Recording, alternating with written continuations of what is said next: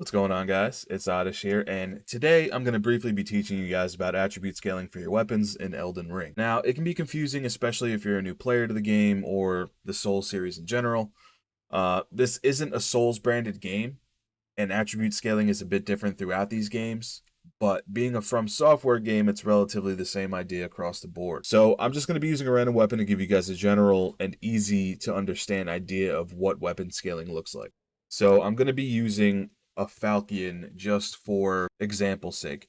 There's no real reason I picked this, so don't worry, there's not any significance to it. It's just the first weapon that I saw that wasn't a unique or a boss weapon. So if you look under attack power, you'll see physical, and then it says 100 plus on the left and then 59 on the right. What that means is that this weapon in its current state will do 100 base damage plus 59 based on your scaling attributes. So if you look directly under the attack power section, you'll see a section called attribute scaling with strength and dex both having the letter D next to it. What that means in a nutshell is that this weapon's main attributes it takes into consideration for scaling are strength and dex.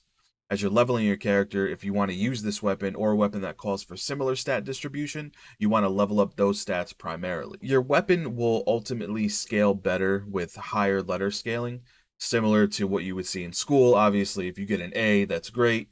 So C will obviously scale better than D, and B will scale better than C, and so on and so forth. Elden Ring has an entirely different class system than most games, so when you're at the character creation screen, ultimately you're making an irrelevant decision as far as what the end game is going to be, because about halfway through the game, your build is probably going to look entirely different than what you planned on anyway. Picking your class is only really meant to be based on which starting stat points you want based around what build you're going for.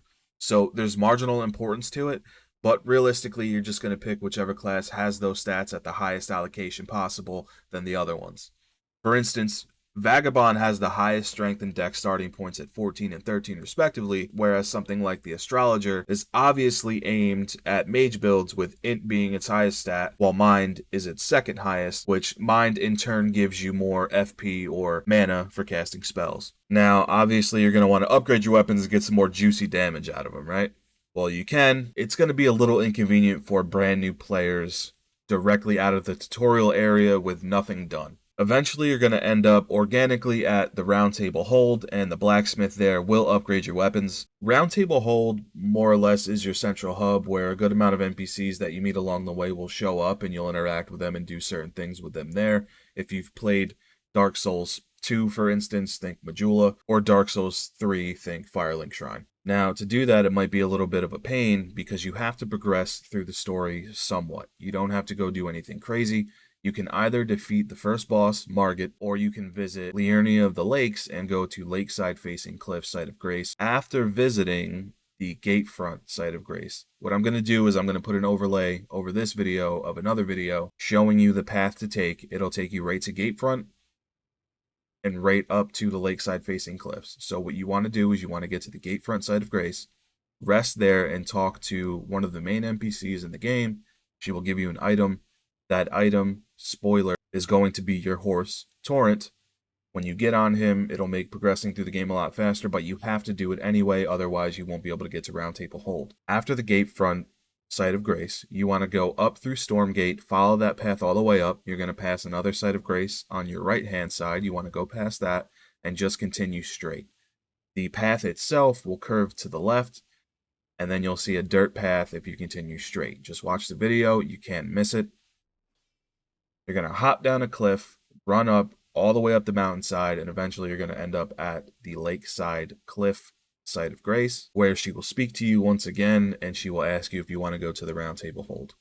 Now, if for some reason you're a masochist and you want to take on Margit, I would recommend checking out my Rune Farm video, which will level you up pretty quick, and then you can kind of go clap him down, and you can have the self-fulfillment and pride of knowing that you defeated Margit before you went to the Round Table Hold to upgrade any weapons. But regardless of what you decided, we are at the blacksmith either way, as long as you watch the video and follow my directions. So you want to walk over to the blacksmith. He'll give you some dialogue. He's kind of a wise ass. You want to click Strength and Armament, and here we have Falcon. So you can see that to upgrade it once, I need a smithing stone level 1. I need 2, and I have 56 of them. So we're just going to go ahead and upgrade it, and you'll see by upgrading it, it will give me 115 base damage plus 64 from my strength and dex scaling. And you'll see now that when we go to upgrade it again, obviously we get the damage increase, but my attribute scaling is going up slightly. It's still D rank, but it's a little bit better. So we're going to upgrade it again, and again, and again. Ultimately, this is all you're going to be doing. Now, will it jump from D to C rank? No, but you can see that the scaling gets better every time that you upgrade it, and you obviously get more damage. But for instance, if I had a Sombering Stone 7, you would see that my dexterity attribute would go from a C rank to a B rank. So you can get a higher attribute scaling rank when you upgrade your weapons. Alright guys, so somehow I lost the ending of the video where I discuss smithing stones and I kind of get into Ashes of War. So smithing stones, there are two variants. There are smithing stones and then there are sombering smithing stones. Regular, just smithing stones can be used on ordinary weapons. Sombering stones are used on unique and boss weapons. So my Bloodhound's Fang I got from a mini boss. Honestly, a great weapon. I do plan on doing a video on how to get some early game weapons that are good. This weapon carried me through the majority of the game so far. But in order to upgrade this, I need a Sombering Smithing Stone, which higher level smithing stones, as far as I know, are limited supply. Regular smithing stones, I believe you can just get an obscene amount. You don't really have to worry about it. But as far as Sombering goes, I would only use those on weapons that you plan on having for more or less the entirety of your playtime. Now, I wouldn't worry too much about the smithing stones, getting them or using them. Obviously, if you have a sombering stone requirement for whatever weapon you use, I would use them with the idea that you're going to have that weapon for the majority of the game. But if you look here, there's smithing stone, miner's bell bearing, and then somber stone, miner's bell bearing. You get these off of bell bearing hunters.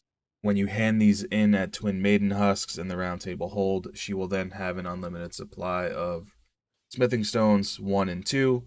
And I believe when you hand this in, there's another blacksmith that will have an unlimited supply of 1 and 2s at his location for sombering. But again, I wouldn't worry too much about it. Now, before I end the video, I want to touch on one last thing that you can do with the blacksmith.